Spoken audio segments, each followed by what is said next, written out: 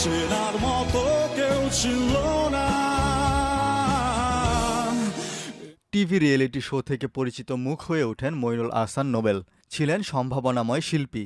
ভারতীয় চ্যানেল জি বাংলায় সারেগামাপা অনুষ্ঠানে বাংলাদেশের প্রতিনিধিত্ব করে রাতারাতি তারকা খ্যাতি পেয়েছিলেন নোবেল। 2019 সালে সারেগামাপায় চ্যাম্পিয়ন হবে বলে অনেকেই ভেবেছিলেন, কিন্তু তৃতীয় হয়েছিলেন। ব্যক্তিগত জীবনে মাদক সেবন, স্ত্রীর গায়ে হাত তোলা, মদ্যপ অবস্থায় মঞ্চে ওঠার পাশাপাশি সিনিয়র গায়কদের নিয়ে ফেসবুকে তুচ্ছতাচ্ছিল্য করে বক্তব্য দিয়ে শিরোনাম হয়েছেন বারবার। জেলও খেটেছেন কয়েকবার।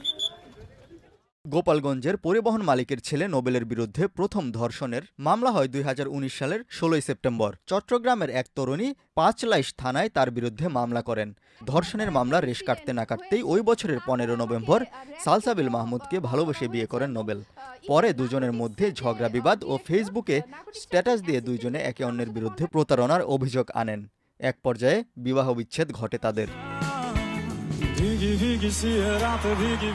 2023 সালের 20 মে ডিএমপির অতিরিক্ত কমিশনার বলেছিলেন নোবেলের বিরুদ্ধে তার স্ত্রী নির্যাতনের অভিযোগ করেছেন। সেই বছরই 27 এপ্রিল মদ্যপ অবস্থায় কুড়িগ্রামের এক কনসার্টে ওঠেন।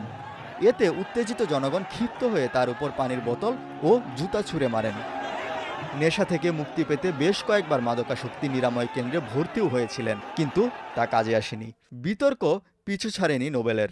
রবীন্দ্রনাথ ঠাকুরকে নিয়ে ফেসবুকে কটূক্তির অভিযোগে সমালোচিত হয়েছিলেন তিনি। জেমসকে নিয়েও করেছেন বাজে মন্তব্য। ফেসবুকে মানহানিকর বক্তব্য দেওয়ার অভিযোগে সঙ্গীতশিল্পী মঈনুল আহসান নোবেলের বিরুদ্ধে 2021 সালের একজন ডিজিটাল নিরাপত্তা আইনে মামলা করেছিলেন সঙ্গীত পরিচালক ইথুন বাবু। এখানেই শেষ নয়, সাংবাদিককে হুমকি দিতেও পিছপা হননি তিনি। সরকারের একটি গোয়েন্দা সংস্থা দিয়ে এক রিপোর্টারকে বাসা থেকে তুলে নিয়ে আসার হুমকি দেন। নোবেলের সাবেক স্ত্রী সালসাবিলের অভিযোগ, বিয়ের আগে ও পরে বিভিন্ন সময় অনেক মেয়ের সঙ্গে সম্পর্কে জড়ানোর গুঞ্জন ছিল নোবেলের বিরুদ্ধে। 2023 সালের 19 নভেম্বর ফেসবুকে তিনি ঘনিষ্ঠ ছবি পোস্ট করে আবারও আলোচনায় আসেন। লিখেন, মেয়েটি তার স্ত্রী। খুলনার সেই মেয়েটি ফারজানা আরশি, পেশায় ফুড ব্লগার। এই বিয়েও বেশি দিন টেকেনি। সর্বশেষ চলতি মাসে নোবেল এক নারীকে সিঁড়ি থেকে টেনে নামাচ্ছেন এমন একটি ভিডিও সামাজিক যোগাযোগ মাধ্যমে ভাইরাল হয়। এই ভিডিও দেখে মেয়েটির মা বাবা তাকে চিনতে পারেন। পরে তারা জাতীয় জরুরি সেবা 999 নম্বরে ফোন করে ঘটনা জানান।